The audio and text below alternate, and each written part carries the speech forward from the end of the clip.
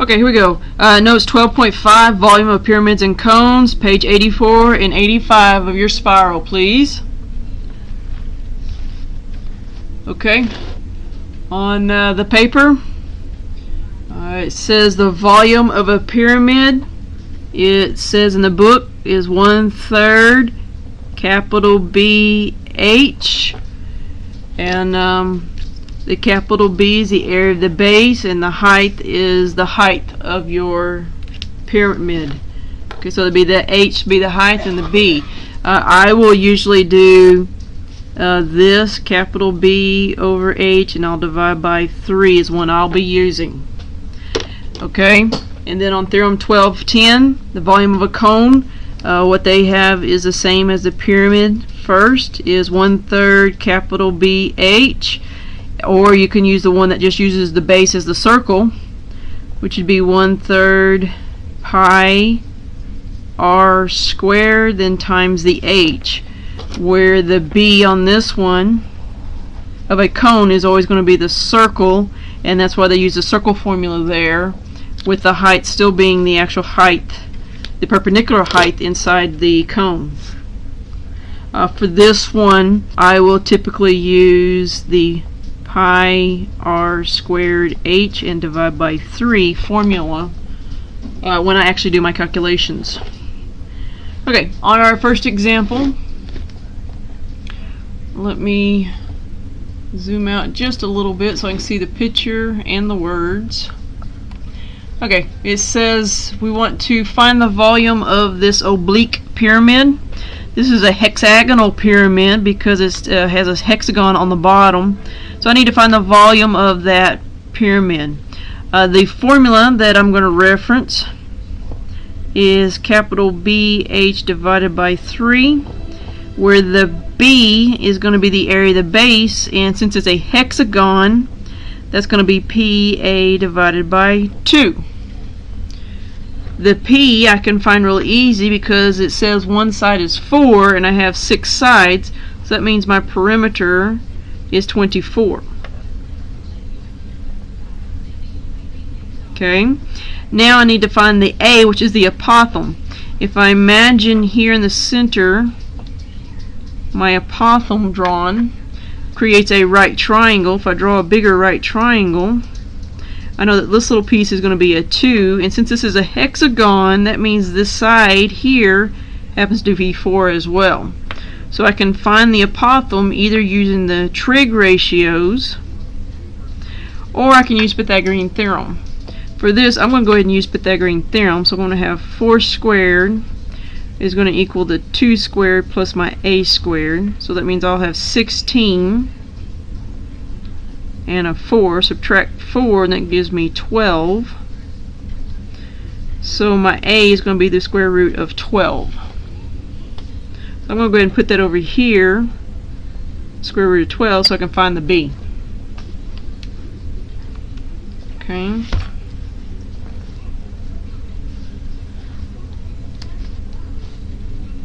I put 24 square root 12 over 2 tells me that my base is approximately 41.569. And realize it does continue. I'm going to keep that in my calculator because that B goes up here into my formula for volume. So that 41.569 and on and on. I'm going to multiply it times the height, which over here on my picture, the height is that perpendicular height, which happens to be 10. And I'm going to take that answer and divide by 3. So I'm going to take that answer, multiply it times 10, and then I'm going to divide that answer by 3, and it tells me that my volume, where'd I go, is equal to 138.6 inches cubed will represent the volume of that pyramid.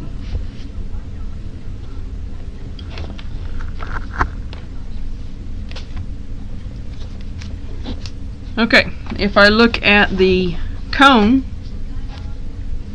I have a right cone. given to me because the height is actually in the center and I have a right angle there. The formula is going to be the pi r squared h divided by 3.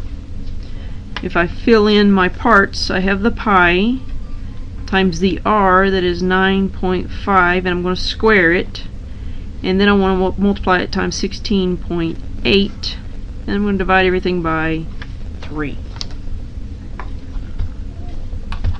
Okay.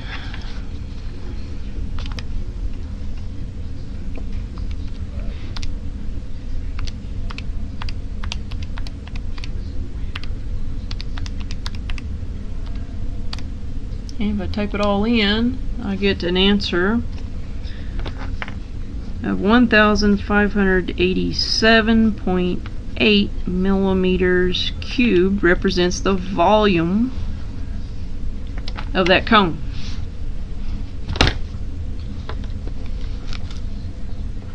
If I go over to the oblique cone, oblique just means it's tilted, it's slanted over to the side. I'm going to use that same formula that I just used.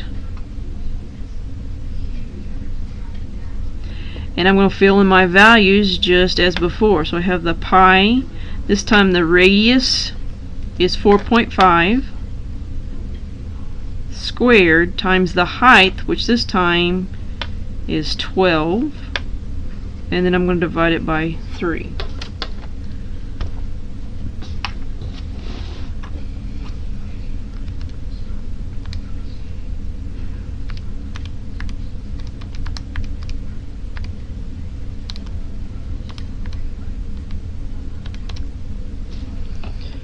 And for this cone, I get 254.5 feet cubed. This represents the volume of this oblique cone.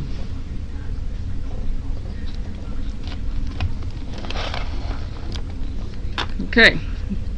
On example 3, they give you a hint here. It says use trigonometry to find the volume. So I'm looking at trigonometry here. And also in my picture, notice they tell me that this angle here is 62 degrees. If I'm looking at the triangle that's actually being formed inside my picture, it's right here on the side, I see that this side here is 12, but I don't know the radius, I don't know the r. Which for trigonometry, this is your adjacent side, and the 12 represents your opposite side. And if I remember the SOHCAHTOA, the A and the O together refer to the tangent ratio. So I'm going to use the tangent of my angle, which is 62 degrees, is equal to the O, which will be 12, over the R, which is my adjacent side. And since this is on bottom, remember this flip-flops its position, so R will actually be 12 divided by the tangent of 62. And remember, when we're dealing with tangent, our calculator must be in degrees to guarantee that we're working with the correct numbers.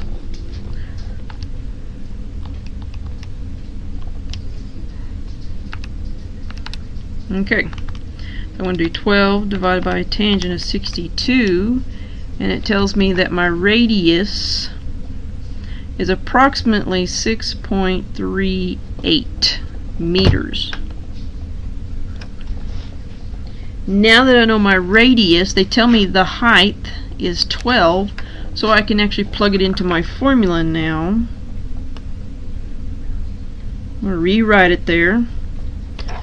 That pi r squared times h all divided by 3. So that means this is pi times 6.38 squared times 12 all divided by 3. So on my calculator, I have my pi times, and I'm going to go ahead and go up and grab that decimal that I have up above, and I'm going to square it, and then I'm going to multiply it times 12, and then divide by 3. So I see that my answer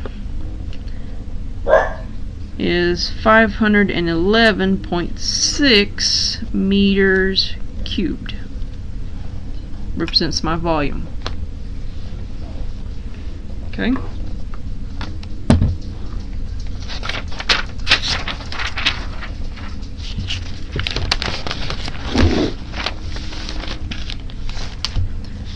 Alright, on page 85, it has defined the volume of a composite solid. Remember, a composite is one or more than one solid that they give you. So this one, they have a cylinder on the bottom,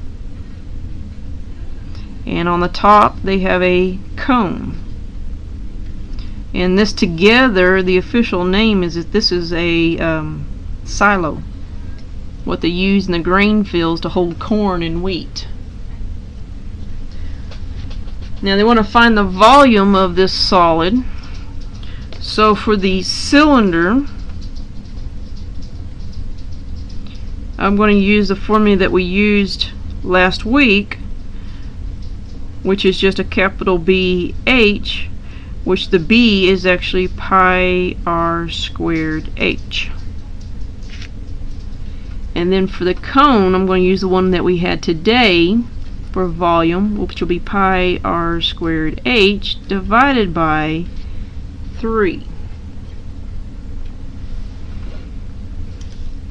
So if I deal with the first one, I have my pi, the radius is given to me, which is a 3, and square it, and I'm going to multiply it times the height of the cylinder, which happens to be 7.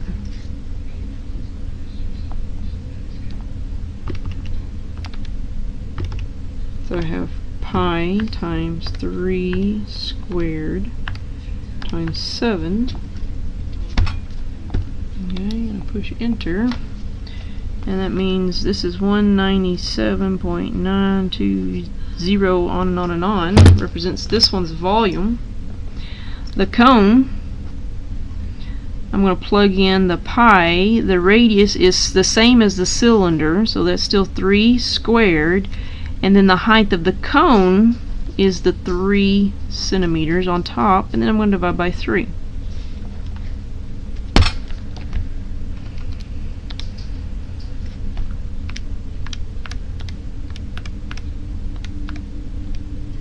I got a bunch of 3's everywhere, but when I calculate that one, I come out with about 28.2743, and it goes on and on and on, represents the volume of the cone. Now if I look at my picture, I notice that the cone is sitting on top of the cylinder, so that means I need to add these two things together to get my total volume. Okay, since it's sitting on top, oops, I misspelled that.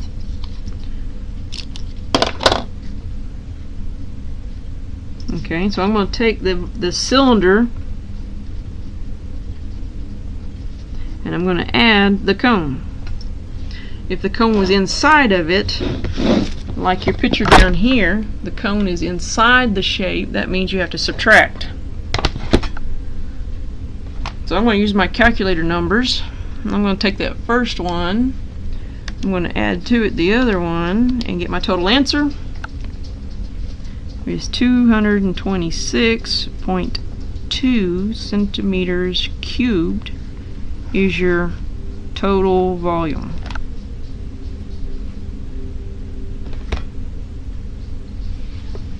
Okay. Here are your practice problems. I want you to work numbers 1 and 2, and in 5 minutes I'll work those two, and then we'll go to 3 and 4.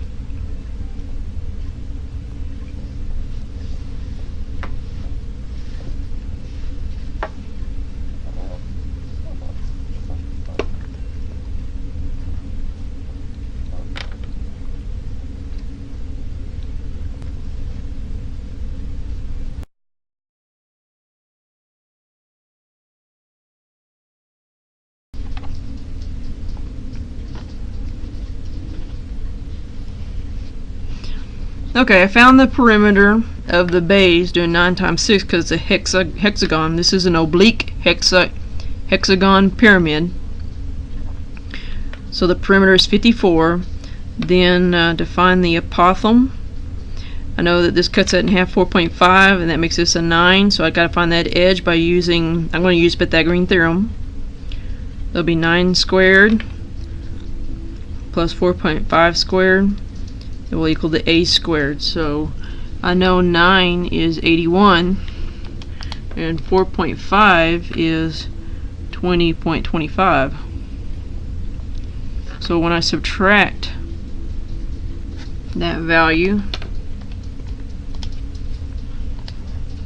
it gives me 60.75, and then I need to take the square root of that value. And this gives me 7.7942, on and on and on, as my apothem. So I'm going to take that value and multiply it times 54. I'm going to use it what's in my calculator, and then I'm going to divide it by 2 to find my base. So I have 54 times that. And then I'm going to divide by 2. Whoops. Divide by 2. Okay, let me try that again.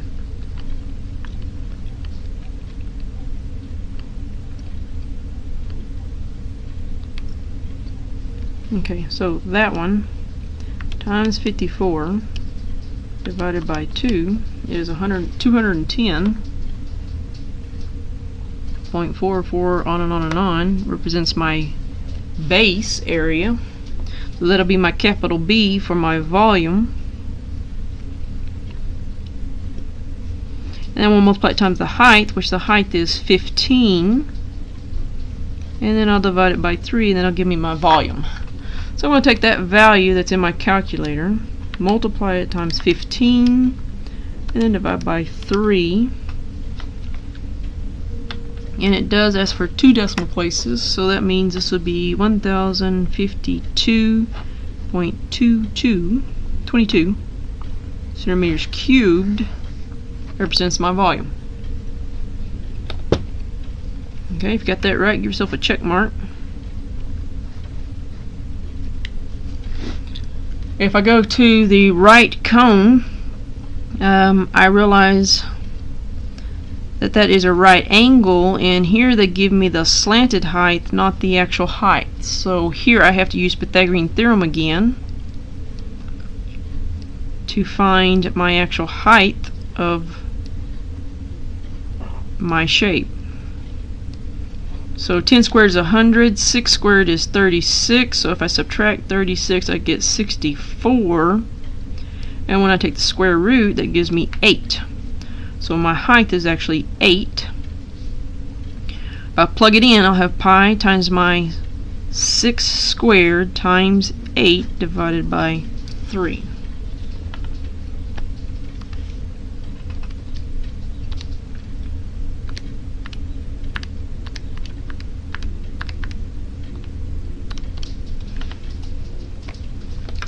And that gives me a volume of 301.59 feet cubed for that answer. So if you got that one right, give yourself a check mark as well.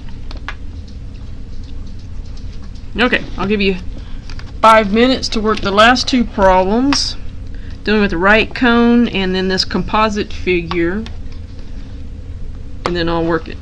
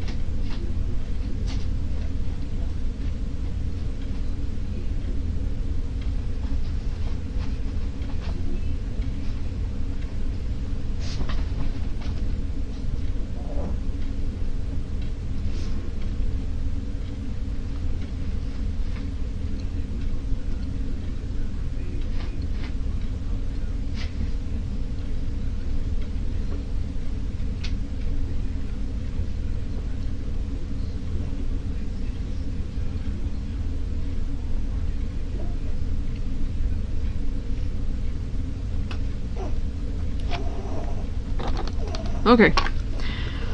On the cone, I'm finding the volume, so that would be pi r squared h divided by 3.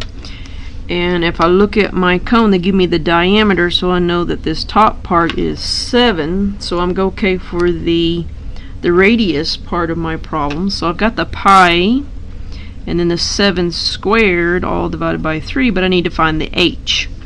And now the h, they give me the top angle or vertex angle up here is 32, because I have to go back to the trig world and see that the 7 will be my opposite side, and then the height will be my adjacent side. So I'm going to pull out the tangent ratio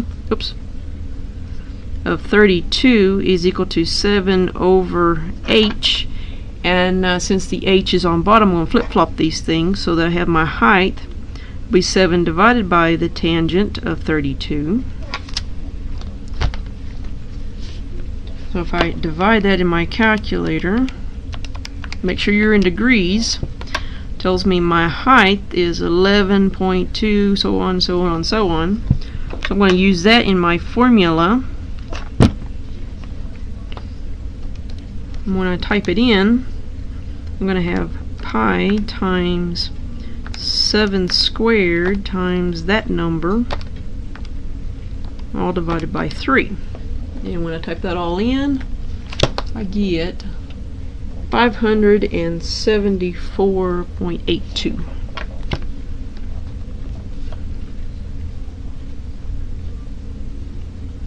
And that would be yards cubed for my units. Okay, if you got that right, give yourself a check mark. And then on the composite figure, okay, I have the, I'm going to just call it a box. I know it's a rectangular prism, and the formula is base times height, but you guys know it from elementary that that is basically length times width times height.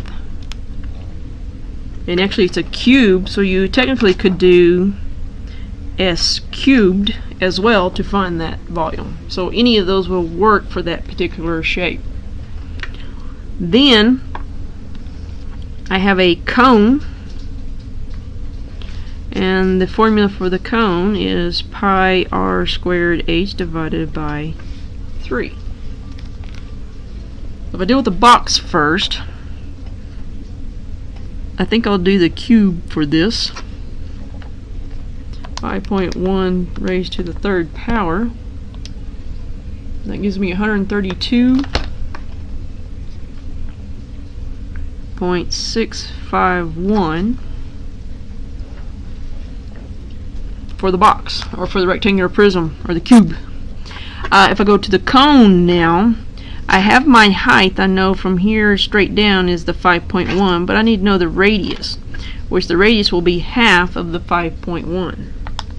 So if I divide that by 2, that tells me my radius is going to be 2.55. So I'm going to square it, and then multiply it times the height of 5.1, and then divide everything by 3. So if I type it in my calculator, I'm going to have pi, parentheses, 2.55 squared times 5.1 divided by 3. It gives me the volume here of 34.7279, on and on and on. Now, my total volume. I'm going to do my TV here. Since the cone is inside my shape, I'm assuming that is a hole that actually exists in this cube. Therefore, if that's a hole, that means I need to subtract these two numbers instead of adding like we did before. So I'm going to take that top number, and I'm going to subtract the number I just found to get 97.92 meters cubed. Okay, so if you got that right, give yourself a check mark. If you got 4 check marks, give yourself a big smiley face so I can see you smile over volumes of pyramids and cones.